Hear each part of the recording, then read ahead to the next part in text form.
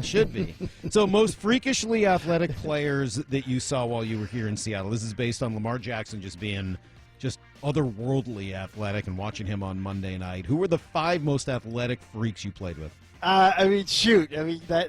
I think Lamar Jackson, I was going to say Robbie Tobeck, number 5, but I can't follow Lamar Jackson with Robbie Tobeck. No. I mean, he was our center, but was recruited as a basketball player. You know, a 300-pound dude who, like, you can see dunk a basketball, who's not very tall, but he won't make the top 5. Number 5, I'm going to go with Walter Jones instead.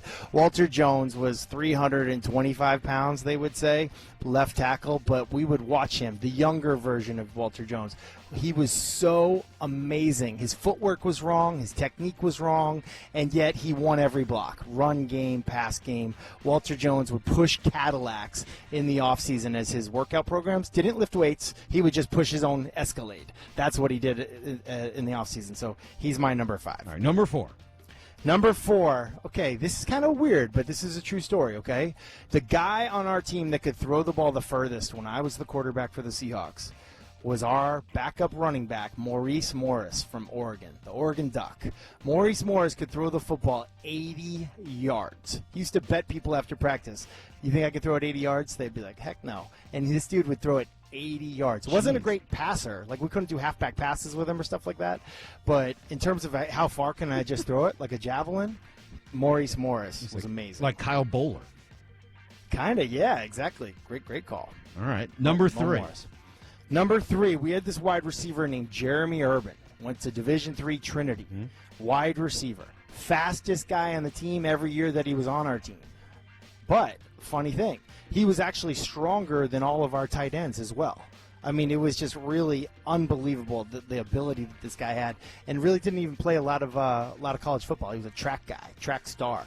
And he's actually now the head football coach down at his school at Trinity University. But we used to play this game called Ultimate Football in the offseason. It's kind of like Ultimate Frisbee, but you play it with a football, and you play it, at the football facility there. There's 200-yard fields next to each other, and he was always the first guy drafted, always, in Ultimate Football. He was just like this well-rounded athlete.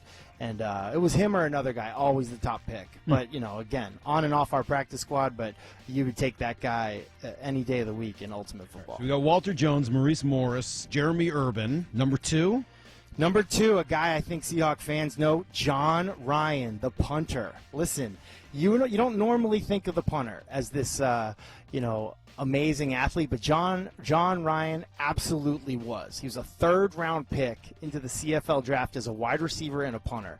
In college, he's got a record for an 109-yard touchdown catch. Like, how do you even do that? He's from Canada, so maybe there's different rules up there that I'm not fully aware of. But John Ryan, he had that unbelievable fake field goal in one of the big playoff games for Seattle. But John Ryan, punters don't get enough credit. He's certainly great. I'm talking great athlete. I got a quibble. That's the same guy who ran the fake punt and then fumbled and got clocked. You remember John Ryan, the fumble running down the field? That was not an athletic moment. It's kind of like saying, is Carl Lewis a great athlete? You know what I mean? Like, he's not great at throwing the ball. Throwing the ball is kind of like, there's some non-athletes that are good at throwing the ball. Okay. But, like, in terms of just, like, shocking speed, I should say. Okay. I think he shocked himself on that play. He was running too fast to hold on to the ball. So he is number 2, ahead of some wide receivers and Walter Jones. Who is the number 1 freak athletic player you played with here in Seattle? Number 1, no question, my guy, Seneca Wallace. I mean, Seneca was my backup quarterback for most of the time that he was in Seattle. But there was a play in the 2005 NFC Championship game where we put him in to run a slant and go on their best corner, which was a huge play for us. We scored, I think, maybe on the next play. But he was not only a great talent at quarterback. In 2008, we had, basically a bunch of I would say wide receiver talent wasn't what it always was. Seneca Wallace, goes into the coach's room and he's like, hey, if that's who you're going to put out there at wide receiver, let me play wide receiver. And he was going to be our starting ex-receiver in the game that week, and he popped his calf in pregame because I think he was just probably running too much, and he hadn't been doing that. But Seneca Wallace, again, another Ultimate Football superstar, Hall of Fame at Ultimate Football over there in Kirkland at Northwest University. Incredible athlete. Probably, if he was playing in today's football, would just be a star. But, he was born too early, I guess. Well, I'm surprised no Joey Galloway on this list. Well, Joey Galloway and I never played together. Oh, okay. I was part of Missed the. him. He got traded, and those draft picks kind of brought me to Seattle. Got So it. I do know Joey, but now he's not on this top 5.